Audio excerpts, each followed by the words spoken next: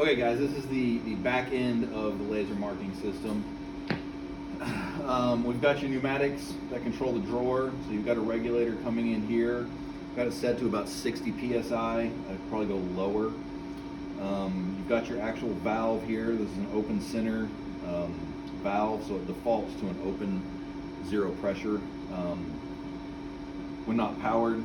So you've got your open and your close. You've got two needle valves right here that will allow you to adjust the speed at which the drawer closes and opens, or just manual adjustment. I've got them set pretty nicely now. So this thing's your for your legs going up and down. It just flips up like this. You can crank it either way, and it folds into place. You've got your exhaust nozzle that you can hook up here. Everything, all the power coming into the system comes through this power strip here. So everything is run off of one cord. That's the laser, the control box, and everything. You can also plug your exhaust system into this guy here. So that works out nicely. Obviously your laser controller is back here. This is all the I/O for your laser that runs in the control box. You shouldn't have to mess with that too much. This is your exhaust relay hookup. So whatever exhaust system you're using, it's a 24 volt relay, so you just plug your two wires in there and you should be good to go. Let's go around to the other side. So you've got your indicator lights that will give you kind of a visual indication of what's going on. For instance, if you trip the light curtains, they change color. They'll change to a flashing red if you get an e-stop fault or anything like that. This is your control box down here. Zoom down in here. It's pretty basic. We've got a little PLC in here, network switch, 24 volt power. This is your light curtain safety relay.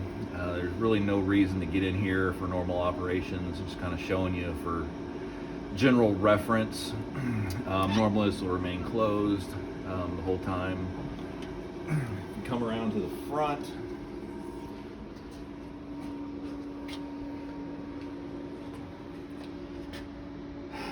we got your control panel right here. It swivels around, moves everywhere. You can lower it and raise it depending on who you're dealing with. Obviously this is your HMI where all the inputs are done. This is your actual start button right here, and this is the actual barcode reader. The barcode reader is set up on a motion detector, so as soon as you put something underneath there, it'll start to read it. So it's really hands-free there.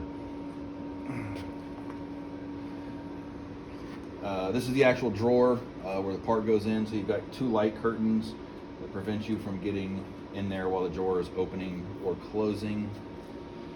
And then on this side over here, we have your e-stop that shuts everything off. So it shuts the laser off, it shuts the pneumatics for the drawer off, and shuts everything down. So yeah, there we go. All right guys, so down here you've got a couple things. This is your COM port, so all the communication with the PLC, the laser, the HMI can be done through this one port. For you guys, mainly what you're going to be using it for is to communicate with the laser. So I'll give you a list of IP addresses. You can just plug right in here and you should just be able to network right into the laser without having to do anything else. The laser controller itself, you've got 3 indicator lights here to tell you the status of the laser, and you'll have a 4th one that'll tell you if it's in error.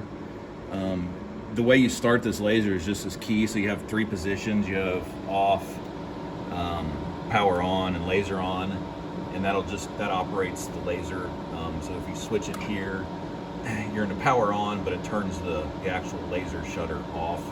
So when you click it back on, then you can hear the shutter click, and then momentarily it'll tell you if it's ready or not. So that's how you operate the lasers with this key. So you probably can always leave the key in there, but that's how you turn the laser on and off. All right, so this is the HMI screen. This is kind of the interface of the whole system. And we kind of went over this a little bit before. It should be fairly similar. This is the nominal screen that's always going to show up when you fire up the machine. So you have your employee ID, your lot number, part number, and work order number. or what you'll put in. Over here you have a manual close and open for the drawer. Typically on a normal operation you wouldn't use that, but if for whatever reason, if you need to open or close the drawer, you can use those buttons. This button down here allows you to go to a menu and pick your part number, which I'll show you here in a little bit. This just clears out all of the numbers so you can start fresh. The reset system just resets all of the system back to 0 in case you have any faults or anything like that. This button will allow you to scan in a work order. So you can either manually enter a work order number, or you can scan in the actual work order. So, stop, good. So in this case, what the operator would end up doing, let's say this is a new part, a new run. The first thing the operator is going to do is fill out all this information. We'll do the work order first. So if you press the scan work order button, this is the work order. You just hold it under there. The number gets populated. You go over here to part number, and you can either manually enter a part number, or you can hit this button and it gives you a selection of part numbers that you can use. So let's say we want that one, boom, and that number gets populated there. Lot number, you just pick the number you want to start with. In most cases, it'll be 1. You have to start with 1 or something larger than 0. And then your employee ID, by default, the system's set up to always scan an employee ID. So anytime you scan something, it'll be employee ID unless you push that scan work order button. So we're gonna scan an employee ID, boom, it's right there. And at this point, the system's ready to go. So then you would put the start button like that. It stays green and it'll go through its marking process. This button right here just tells you if the drawer is closed and the laser shutter is open and ready to go. So it's actually marking right now, and I'll show you what happens as soon as it's done marking. So it's done marking. It cycles the lot number to the next sequential number. So basically, after the laser gets done marking, it's just going to index this number by 1. It automatically sets the employee ID back to 0, which forces the operator to scan their ID badge again, because this button, the start button, will not work unless all of these numbers are above 0. So by resetting it to 0 after every mark, the operator cannot mark again unless they scan their badge like that, and then they can mark it again. So it's forcing them to scan every single time. All right, so from here, that's typically what the operator will use, is this screen and this screen here. There's also a maintenance screen, so if you go over here and push this button, it's password protected, so it requires a password. I've just got it set as 1, 2, 3, 4, and it dumps you into this screen here. It's kind of just a manual / troubleshooting screen, so it shows you some of the inputs and outputs from the PLC, so you can kind of troubleshoot. For instance, open drawer limit switches, you can see which ones are open or closed. Over here on the corner, this button right here will reposition the laser mark in the X direction. So it'll offset it to one side so it has its nominal position, then this will offset it to the left. And it will offset it based off of this distance right here. So it's set to 0 now, but you can type in whatever you want and it'll offset it by that much. You have your manual mark button, so if you push this, it will manually trigger the laser. So this is if you wanted to remark something, you would push this button and it would manually mark. This is mainly for testing or not having to go through the open and close drawer process. This button right here, write data to laser, just forces whatever data is in the previous screen to the laser.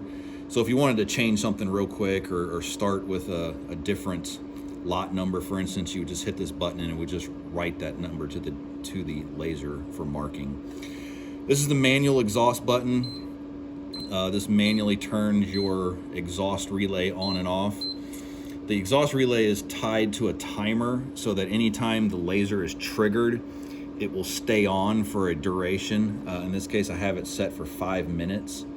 So under normal operations, you would never have to turn this on or off. The laser would just automatically turn on as soon as the laser is triggered and stay on for a minimum of 5 minutes or until the next trigger. So when you're running higher production, it'll just stay on, but it won't run for more than 5 minutes during idle time. This is just a maintenance counter that can run, and it just counts the number of laser cycles that are done. So you can just, it's just for reference, really. Nothing. It doesn't do anything other than just count. This little button down here is a laser alignment, the light curtain alignment button. So if for whatever reason the light curtains come out of alignment, which shouldn't happen unless you just crash them really hard or you have to replace one, if you hit this button, it puts the light curtains in alignment mode so you can actually align them, and then you have to cycle power to the whole system to get them back. So unless there's some major issue with light curtains, you should never use that button. It was mainly for my convenience to set everything up. So if you want to go back to the main screen, just hit that button and you're back at the main screen. All right, so this is a top-down view of the actual drawer where the part gets set. This is as far open as it'll go. You've got these 3 datum points that you can butt the part up against to know it's in the exact same spot. The laser marking actually happens over here on this face. These are just wear strips, so you can get your fingers up underneath it and slide it around. So the process would be you take a part. Easiest thing to do is just set it in there, and then you can just slide it up, and done. It's ready to go.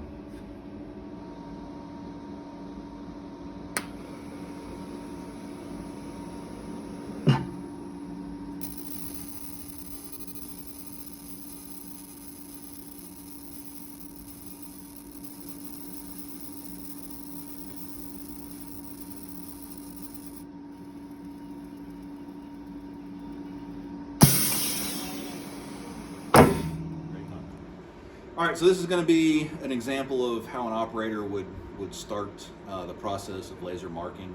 So everything's been cleared out. We'll come to this screen right here.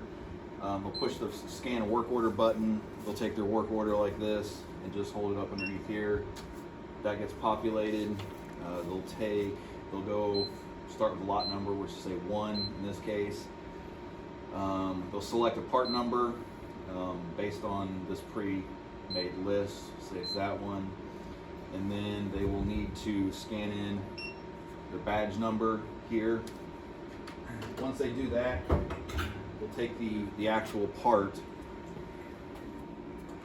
and load it in the drawer, and then from there they can hit the cycle start button. This button will stay lit during the whole process. This light back here shows that the laser is actually marking. You can actually hear it too. So while that's yellow, you know the laser is actually marking. So once it's done, it automatically opens up, goes back to green, the start light turns off, resets the employee ID back to 0. It cycles the lot number by 1. And at this point, you're ready to come in here, pull it out, and that's a complete cycle.